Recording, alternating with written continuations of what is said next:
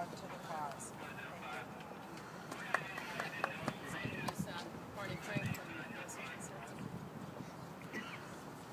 Thank you. My colleagues are very accurately rebutted this notion that the change CPI is a matter of technical economics. It is not. It is a question of the most fundamental values of this society. This myth, and I'm a great believer in economics, with some reality injected. This economist myth of the 84-year-old woman who has got complete mobility to go comparative shopping for her health care, for her transportation, for the place to live, it's just nonsense. The whole premise falls.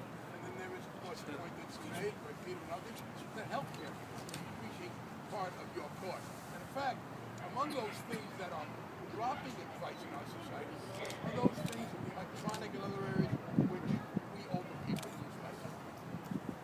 There have been two very successful anti-poverty programs in the history of the United States. We've tried to deal with poverty, but we haven't always been able to do this differently. Social Security and Medicare were the two genuinely successful poverty reducers in America. And to assault those now in this very rich country is just obscene. This is a matter of value.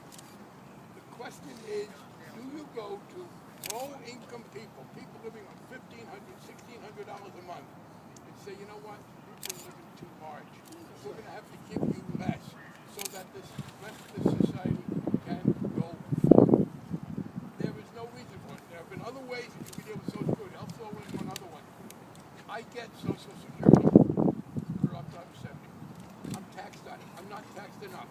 For those of us at the upper income level, in addition to raising the base below, you can tax more of it. But for those large number of people who depend on Social Security, for the society to penalize them, it's crazy. And I want to talk now about the establishment in this country, including many of those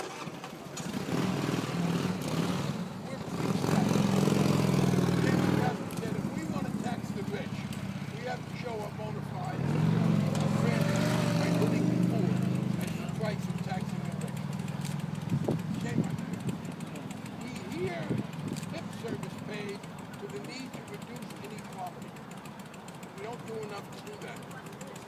Reducing the cost of living increase that goes to people on Social Security and other beneficiaries of these programs will exacerbate inequality. And for people to say, well, we really lament the extreme inequality, and then to penalize these people is simply wrong. There are plenty of places in this budget where we can reduce further. Social Security has been a cause of it, and again, to put in the chained CPI, interesting metaphor there.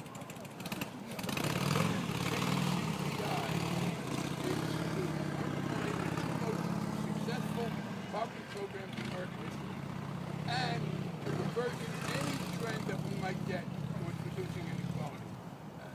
At the very least, I would insist, and we would all insist, if the people who lead the House or others want to do it, put it up on its own. Let's vote on it. Let's not bundle it into some overall situation. And I cannot believe the American people will tolerate this assault on this wonderful program. Well, let me start by thanking Donna Edwards for pulling us together. Excellent job, and I want to thank all my colleagues for being so articulate about our collective rejection of this idea of trying to reduce Social Security benefits. But let me just say that we've talked about seniors, and appropriately so. We've got to stand up for our seniors, the people who literally have blazed a trail for the rest of us. But it's not only seniors. We're talking about people who are on survivor benefits, young people whose parents have died, who are depending upon these benefits, for food, clothing, and shelter. And these benefits have often been the ladder for these young folks to be able to make it through their teenage years and into college. As a matter of fact, I think there was a candidate much touted in the last election where we talked about how they benefited from survivor benefits of Social Security. As a matter of fact, I also want to mention people with disabilities, also severely affected, also the most unemployed, the most low-income people.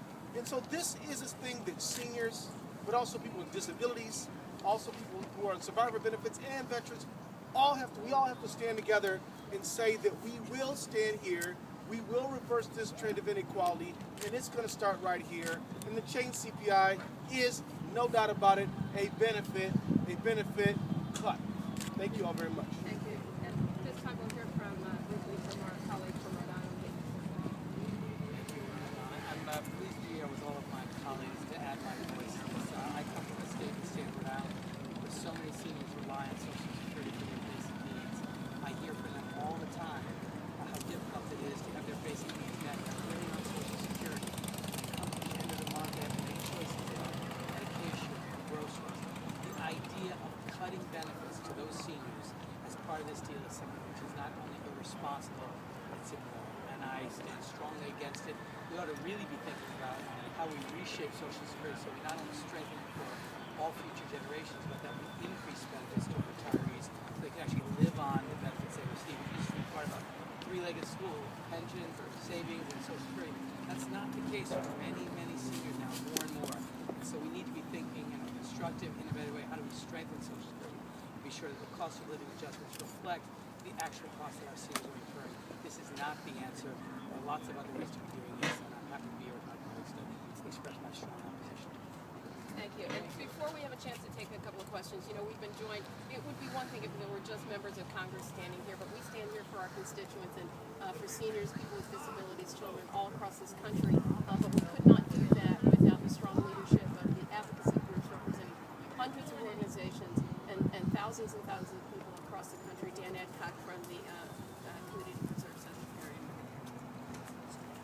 Thanks, Congressman. On behalf of the millions of members and supporters of the National Committee to Preserve Social Security and Medicare, I want to thank Representative Donna Edwards and her colleagues for holding this press conference today and for her leadership to protect the earned benefits of Social Security participants, federal civilian and military retirees, and veterans.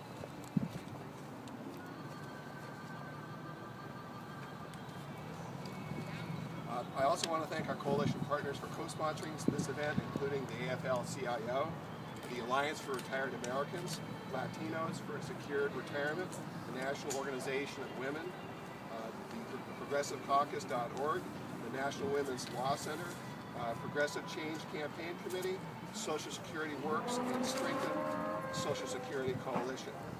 We join the members of Congress who are here today to oppose using the chain CPI to cut cost of living adjustments. The chain CPI would mean an immediate benefit cut of $130 per year for the typical 65-year-old and would grow exponentially to $1,400 cut after 30 years of retirement. This isn't a tweak, this isn't an adjustment, this is a benefit cut placed largely on the poor and the middle class.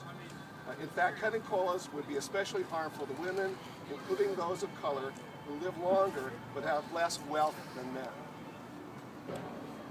Targeting Social Security at a time when so many American families are still struggling and the economy ignores the real-life financial challenges facing millions of Americans. For example, barely half of all workers have access to retirement plans through their employment, and millions retire without enough private savings to provide an adequate income. Instead of protecting the American people against these growing retirement, disability, and survivor risks, the chain CPI would do the opposite by weakening the inflation protection of current and future beneficiaries. The only argument for the COLA change is this COLA change is to more accurately measure the substitution effect, meaning you have to buy the next cheapest product. But under the chain CPI, this substitution effect never ends. Seniors would continually be substituting less healthy food, rationing prescription drugs, to the point that they're forced to make harmful choices. In some, the chain CPI is a standard of living race to the bottom. It's a ridiculous argument, but apparently some believe that $15,000 a year is too much, especially for 35% of beneficiaries for whom this is almost 100% of their income. Unfortunately, the chain CPI